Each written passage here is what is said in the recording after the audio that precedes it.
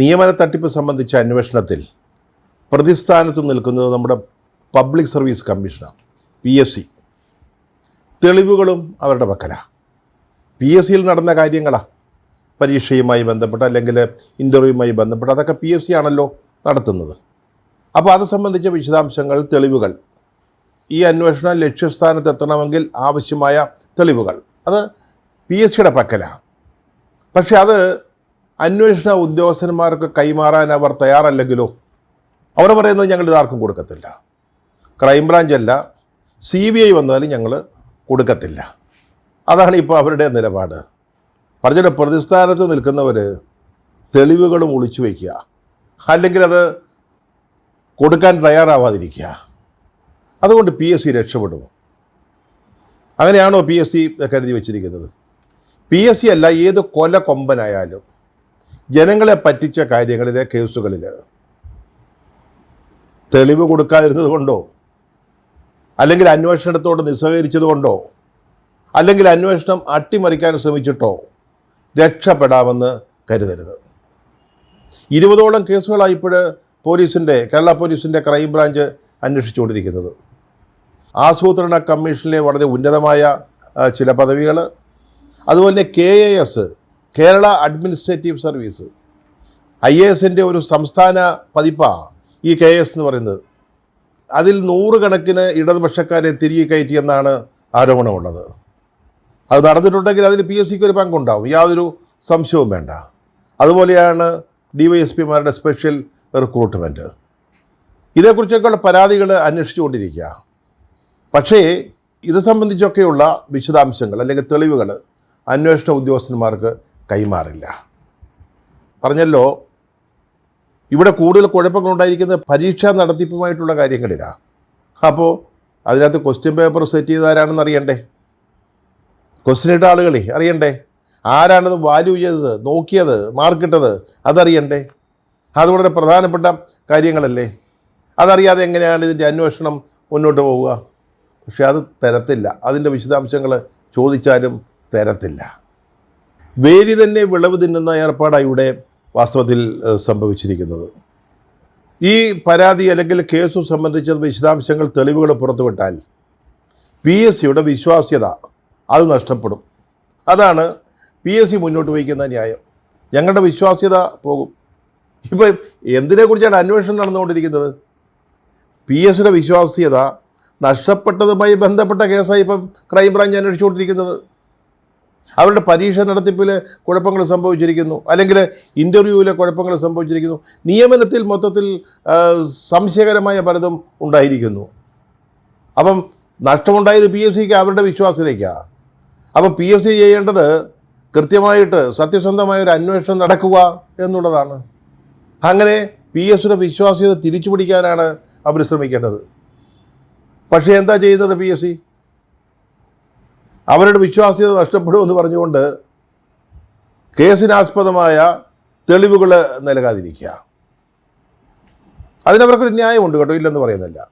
PSC ഒരു ഭരണഘടനാ സ്ഥാപനമാണ്. അത് സംസ്ഥാന സർക്കാരുകളാലോ അല്ലെങ്കിൽ UPSC കേന്ദ്ര സർക്കാരിനാലോ നിയന്ത്രിക്കപ്പെടേണ്ട ഒരു കാര്യമല്ല, ഒരു സംവിധാനമല്ല. അവർക്ക് സ്വാതന്ത്ര്യമുണ്ട്. അവർക്ക് ഒരു തസ്തികയിലേക്ക് ഒരു നിയമനം നടത്തുന്നതിന് പരീക്ഷ നടത്തണോ, ഇൻ്റർവ്യൂ നടത്തണോ, ഇൻ്റർവ്യൂവിൽ എത്ര മാർക്കുണ്ടാവണം, അതൊക്കെ അവർക്ക് തീരുമാനിക്കാവുന്ന കാര്യമാണ്. നേരത്തെ 100 മാർക്കായിരുന്നു ഇൻ്റർവ്യൂവിന്, പിന്നീട് 50 മാർക്കായിട്ട് കുറച്ച്. അത് PSC തന്നെ കുറച്ചതാണ്. അതിനുള്ള അവകാശം അവർക്കുണ്ട്. പക്ഷേ ആ അവകാശത്തിൻ്റെ മറവിൽ നിന്നുകൊണ്ട് ഇപ്പോൾ നടക്കുന്ന അന്വേഷണത്തെ അട്ടിമറിക്കാനാണ് PSC ശ്രമിക്കുന്നതെങ്കിൽ അത് നടക്കുമോ? അതെങ്ങനെ കൊണ്ട് നടത്താൻ പറ്റുമോ? ഈ ഒരു ഉറച്ച തീരുമാനവുമായിട്ട് PSC മുന്നോട്ട് പോവുകയാണെങ്കിൽ ഇവിടെ ചെറുപ്പക്കാരുടെ തൊഴിലാണ് കൊള്ളയടിക്കപ്പെട്ടിരിക്കുന്നത്, അവരുടെ ഭാവിയാണ്, ഒരു തലമുറയുടെ പ്രശ്നമാണിത്. അവർ വെറുതെ ഇരിക്കുമോ? അവരൊന്നിച്ചെഴുന്നേറ്റ് നിന്ന് ശബ്ദിച്ചാൽ ആ ശബ്ദത്തിൽ, അവരുടെ നീക്കത്തിൽ PSCയുടെ ഈ വിശ്വാസ്യത പറഞ്ഞുകൊണ്ടുള്ള ഉടായ്പുണ്ടല്ലോ, അതങ്ങ് ഒലിച്ചു പോകും. ഈ ഭരണഘടന നൽകുന്ന ഈ സംരക്ഷണം അതൊക്കെ അങ്ങ് അന്തരീക്ഷത്തിൽ ലയിച്ചു പോകും. അത് PSC മറന്നു പോകരുത്. കളിക്കുന്നത് കേരളത്തിലെ ചെറുപ്പക്കാരോടാണ്, കേരളത്തിലെ ജനങ്ങളോടാണ്. നിയമനം സംബന്ധിച്ച കാര്യങ്ങളിൽ തോന്നിയാസം കാണിച്ചിട്ട് ഭരണഘടനയെ അല്ലെങ്കിൽ ഭരണഘടന നൽകുന്ന അധികാരങ്ങളെയും അവകാശങ്ങളെയും ഒന്നും കൂട്ടുപിടിക്കാൻ പോകരുത്. ഞങ്ങൾക്ക് അങ്ങനെ ഒരു അവകാശമുണ്ട്, അധികാരമുണ്ട്, അതുകൊണ്ട് ഞങ്ങൾ തെളിവുകൾ നൽകില്ല. പറയാൻ ആരാ ഇവരെ? എന്തായാലും ഈ സംസ്ഥാന സർക്കാർ തന്നെ നിയമിച്ചവരാണല്ലോ ഈ PFC എന്ന് പറയുന്നത്. അതിനുശേഷമാണ് അവർക്ക് ഭരണഘടനാപരമായ അധികാരങ്ങളും അവകാശങ്ങളും ഒക്കെ ലഭിക്കുന്നത്. അവരിപ്പോൾ അതിൻ്റെ മറവിൽ നിന്നുകൊണ്ട് കേരളത്തിലെ ജനങ്ങളെയാ, ചെറുപ്പക്കാരെയാണ് വെല്ലുവിളിക്കുന്നത്. അത് മറക്കരുത്. ഇതുപോലെ ചോദ്യക്കടലാസുകൾ ചോർന്ന സാഹചര്യങ്ങളിൽ PFC തന്നെ ക്രൈംബ്രാഞ്ചിനോട് അല്ലെങ്കിൽ സംസ്ഥാന സർക്കാരിനോട്, പോലീസിനോട് ആവശ്യപ്പെട്ടിട്ടുണ്ട് അന്വേഷണം നടക്കണമെന്ന്. ശ്രീ M. ഗംഗാധരക്കുറുപ്പ് ചെയർമാനായിരിക്കുമ്പോൾ LDC തിരഞ്ഞെടുപ്പുമായി ബന്ധപ്പെട്ട ചോദ്യക്കടലാസ് എവിടെയോ ചോർന്നു. അപ്പോൾ PFC തന്നെയാണ് ആവശ്യപ്പെട്ടത് ക്രൈംബ്രാഞ്ച് ഇത് അന്വേഷിക്കണമെന്ന്. അന്വേഷണം നടക്കുകയും ചെയ്തു. അതിനാവശ്യമായ തെളിവുകൾ PFC അവരുടെ ഭാഗത്തു നിന്ന് കൊടുക്കേണ്ട കാര്യങ്ങൾ കൊടുക്കുകയും ചെയ്തു. എന്തുകൊണ്ടാണ് ഇപ്പോൾ ഇവിടെ അത് ഒളിപ്പിച്ചു വയ്ക്കുന്നത്? അതിൻ്റെ കാരണം എന്താണ്? ഈ ചോദ്യക്കടലാസ് സെറ്റ് ചെയ്തവരുടെ പേര് പുറത്തേക്ക് വന്നുള്ള കുഴപ്പമെന്താ? അവരെ എന്തിനാണ് നിങ്ങൾ കാണാമറയത്ത് നിർത്തുന്നത്?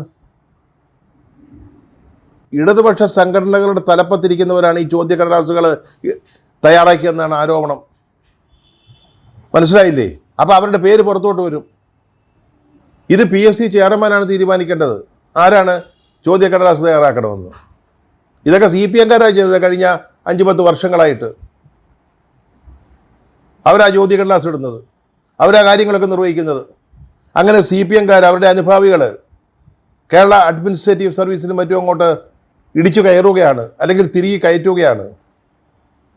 അപ്പോൾ ചോദ്യക്കടലാസ് ഇട്ടവരുടെയും പരീക്ഷാ പേപ്പർ നോക്കിയവരുടെയൊക്കെ പേരുവിവരങ്ങൾ പുറത്തു വരുമ്പോൾ ആളുകൾക്ക് മനസ്സിലാവും ഇതാരായിരുന്നു ഇതൊക്കെ ചെയ്തതെന്ന്. അത് ഒഴിവാക്കണം. അതിനാണ് ഞങ്ങൾക്ക് ഭരണഘടനാപരമായ ചില അവകാശങ്ങൾ, സവിശേഷ അധികാരങ്ങളുണ്ടെന്ന് പറഞ്ഞുകൊണ്ട് തെളിവുകൾ നൽകാൻ വിസമ്മതിക്കുന്നത്. ഇപ്പോൾ PFC-യിൽ രസകരമായ ഒരു കാര്യം നടന്നു. അവരുടെ പക്കലുള്ള തെളിവുകൾ അന്വേഷണ ഉദ്യോഗസ്ഥന്മാർക്ക് കൈമാറണോ എന്ന് പഠിക്കാൻ ഒരു സെല്ലിനെ രൂപവൽക്കരിച്ചു. സെല്ല് PFC-യുടെ സെല്ല് തന്നെയാണ്, അല്ല പുറത്തുള്ളവരല്ല. ഒരു സെല്ലിനെ അങ്ങോട്ട് രൂപവൽക്കരിച്ചു. അവരതിനെയും PFC അധ്യക്ഷനെ ഉപദേശിക്കേണ്ടത് തെളിവ് നൽകാമോ, തെളിവ് നൽകാതിരിക്കണോ എന്നൊക്കെയുള്ളത്. അതിൽ പക്ഷേ PFC-യുടെ സെക്രട്ടറി ഇല്ല. PFC-യെ സംബന്ധിച്ചോളം വളരെ പ്രധാനപ്പെട്ട ഒരു പദവിയാണ് ഈ സെക്രട്ടറി എന്ന് പറയുന്നത്. അദ്ദേഹത്തെ ഒഴിവാക്കി. എന്തുകൊണ്ടാണ് ഒഴിവാക്കിയത്? അദ്ദേഹം ഉമ്മൻചാണ്ടി മുഖ്യമന്ത്രിയായിരിക്കുന്ന സമയത്ത് സെക്രട്ടറി ആയിട്ട് നിയമിക്കപ്പെട്ട ആളാണ്. മനസ്സിലായോ? അതിൻ്റെ കാര്യങ്ങൾ കൂടുതൽ പറയണ്ടല്ലോ. അദ്ദേഹത്തെ ആ കമ്മിറ്റിയിൽ വെച്ചാൽ ഈ അന്വേഷണം അട്ടിമറിക്കുന്നതിന് ആവശ്യമായ അല്ലെങ്കിൽ അനുരൂപമായ ഒരു ശുപാർശ ഈ സെല്ലിൽ നിന്ന് അല്ലെങ്കിൽ ഈ കമ്മിറ്റിയിൽ നിന്നുണ്ടാവില്ല. അതവർക്കറിയാം, നിയമിച്ചവർക്കറിയാം. ഈ സെക്രട്ടറിയെ വെച്ചാൽ ഉദ്ദേശിച്ച പോലെ കാര്യങ്ങൾ നടക്കില്ല എന്നുള്ളൂ. അദ്ദേഹത്തെ മാറ്റി നിർത്തിയിരിക്കാം. ഡൽഹിയിലെ ജന്തർ മന്ദിറിൽ ഇന്ന് സവിശേഷമായ ഒരു സമരം നടന്നുകൊണ്ടിരിക്കുക. വളരെ പ്രധാനപ്പെട്ട മത്സര പരീക്ഷകളിൽ ചോദ്യക്കടലാസുകൾ ചോർന്നു പോകുന്നതുമായി ബന്ധപ്പെട്ട്, അല്ലെങ്കിൽ പരീക്ഷാ നടത്തിപ്പിലെ കൊള്ളരുതായ്മകൾ, അതിലെ തട്ടിപ്പുകൾ, അതിനെതിരായിട്ടുള്ളൊരു സമരം, കേന്ദ്ര വിദ്യാഭ്യാസ മന്ത്രി രാജിവെക്കണം എന്ന് ആവശ്യപ്പെട്ടുകൊണ്ടുള്ള സമരം. അവിടെ സോനം വാങ്ചുക് എന്ന് പറയുന്ന വ്യക്തി കഴിഞ്ഞ 20 ദിവസമായിട്ട് നിരാഹാര സത്യാഗ്രഹം അനുഷ്ഠിക്കുകയാണ്. ഇന്ന് 21ാമത്തെ ദിവസം അദ്ദേഹത്തെ അറസ്റ്റ് ചെയ്ത് ആശുപത്രിയിലേക്ക് മാറ്റിയിരിക്കുക. എന്തിനു വേണ്ടിയാണ് സമരം? കഴിഞ്ഞ 10 വർഷമായിട്ട് 7.5 കോടി വിദ്യാർത്ഥികൾ ചോദ്യച്ചോർച്ച എന്ന് പറയുന്ന ഇതിന് ഇരയായി. 152 കേസുകൾ എടുത്തിട്ട് ഒരു കേസിൽ പോലും ഒരു തീരുമാനം അല്ലെങ്കിൽ ശിക്ഷ ഉണ്ടായിട്ടില്ല. അവർക്ക് നഷ്ടപ്പെട്ടത് അവരുടെ വിദ്യാഭ്യാസമാണ്. അവരുടെ വിദ്യാഭ്യാസമാണ് കൊള്ളയടിക്കപ്പെട്ടത്. അതിനെതിരായിട്ട് അവിടെ സമരം നടക്കുന്നത്. അവിടെ CPM-ൻ്റെ നേതാക്കളൊക്കെ പോയി പങ്കെടുക്കുന്നുണ്ട് കേട്ടോ. അവിടെ ഐക്യദാർഢ്യമൊക്കെ പ്രഖ്യാപിക്കുന്നുണ്ട്. അതുപോലെയാണ് ഈ കേരളത്തിൽ ഒരു സമരത്തിലേക്ക് കാര്യങ്ങൾ നടന്നിട്ടില്ല എന്നേ ഉള്ളൂ. ചെറിയ തോതിൽ PSC ഓഫീസിന് മുമ്പിൽ ചില പിക്കറ്റിംഗ് ഒക്കെ, അല്ലാതെ അപ്പുറത്തേക്ക് പോയിട്ടില്ല. ഇവിടെ ചെറുപ്പക്കാരുടെ തൊഴിലാണ് കൊള്ളയടിച്ചിരിക്കുന്നത്.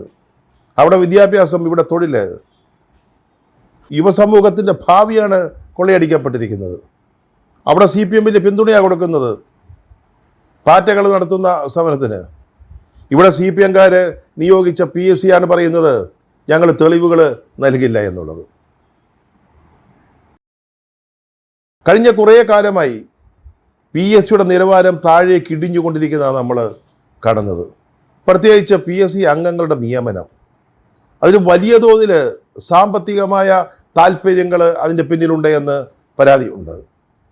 പ്രത്യേകിച്ച് മുന്നണികളിലെ ചെറുകിട കക്ഷികളുടെ പ്രതിനിധികളെ തീരുമാനിക്കുമ്പോൾ ഏറ്റവും രസകരമായൊരു കാര്യം, PSC ആളുകളെ ഓരോ തസ്തികകളിലേക്ക് തിരഞ്ഞെടുക്കുന്നത് അവരുടെ കഴിവ് എഴുത്ത് പരീക്ഷയിലൂടെയും ഇൻ്റർവ്യൂവിലൂടെയും പരിശോധിച്ചിട്ട്, അല്ലെങ്കിൽ അവരുടെ യോഗ്യതകൾ പരിഗണിച്ച് അങ്ങനെയാണ്.